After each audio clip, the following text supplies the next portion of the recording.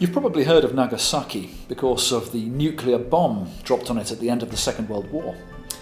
You may even have heard that unintentionally that bomb was dropped on the Catholic Cathedral during celebration of Mass, killing a large number of those who were potentially more sympathetic to the Allies. But you probably haven't heard of the 26 people who were tortured and killed in Nagasaki some 350 years before, in 1597. Saint Paul Miki and his companions, a mixture of Japanese, Korean and Spanish Christians. Until then, Christianity had been growing in Japan. Portuguese missionaries arrived in the 1540s and they were well received, along with the European produce that the traders were bringing with them. The Jesuit brothers learned the Japanese language and tea ceremony and brought a message of hope to thousands of desperately poor people. Yet by 1857, the political tide turned. Christianity was officially banned, and the missionaries had to become more discreet in their teaching and worship.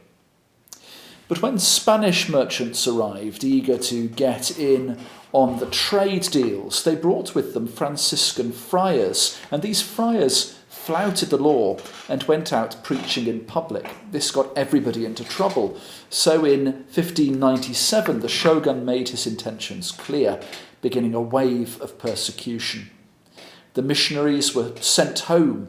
Local Christians were forced to trample on the cross and spit on statues of the Blessed Virgin Mary. You can get a good idea of what was going on by reading the novel Silence by Japanese Catholic writer Endo Shusaku, or watching the recent film version. The political powers did a good job of eradicating the Christian faith in Japan, but not completely. If you go to Nagasaki or another Christian town called Tsuano, you can find some very interesting museum pieces there. At first sight, they look like straightforward Japanese statues of Kannon, the bodhisattva or Buddhist saint of compassion. Sometimes you might be holding a baby, which is a bit of a giveaway. But if you look on the back of these, where the authorities they hoped would not look, you'll find carved there something unexpected. A crucifix, Christ crucified on the back.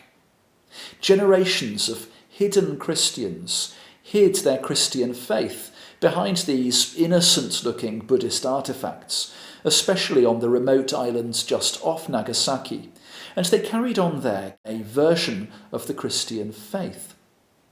Only in 1867, after the emperor was restored in what's called the Meiji Restoration, and Japan was opened, not entirely according to its own will again, to the rest of the world, did those hidden Christians dare to come out of hiding and meet new Christian missionaries arriving in an era of new religious tolerance. Now we're thinking about the Mass at the moment, and so far we've looked at the confession and we've looked at the Liturgy of the Word. Now it's time to move on to the Liturgy of the Sacrament, the invocation of the Holy Spirit to make bread and wine become for us the body and blood of Christ, so that we can join his sacrifice on the cross and receive the benefits of the resurrection to eternal life. Yet we are also just on the threshold of Advent. It begins this Sunday with Advent Sunday, that time when we move into the dark preparatory colour of purple in the church as we wait for the light of Christ at Christmas and also at his coming again. So why am I telling you now about Japan's hidden Christians? How does this all link up? Well, the key is in the word hiddenness. The hidden Christians hid Christ behind those everyday statues that people were used to in their nation and in their culture. They even hid their Mass behind rice and sake rather than using bread and wine, too obvious to the authorities.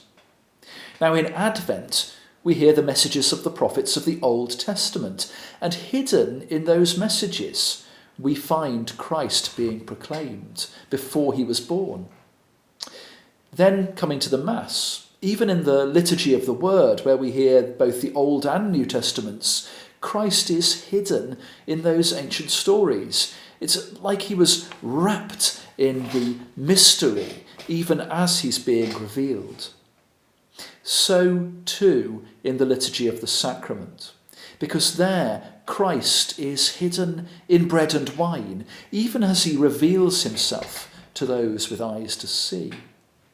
And so in a way the Mass becomes a kind of school for the soul, training us to see God, hidden in all things, even the most ordinary and everyday, and to be lifted up and sustained through these things, but not by them, not by earthly food and drink, not even by a wonderful Christmas dinner, not by the hopes of this life, the things of this world, which in the end will pass and die, but by the heavenly food, the same heavenly food which nourished and sustained those martyrs in Nagasaki, that same heavenly food, the food of the soul, which allowed them to persevere through pain and suffering far greater than I hope any of us will have to know, the medicine of immortality, the bread which nourishes us not just for now, not even just for Christmas, but for eternal life,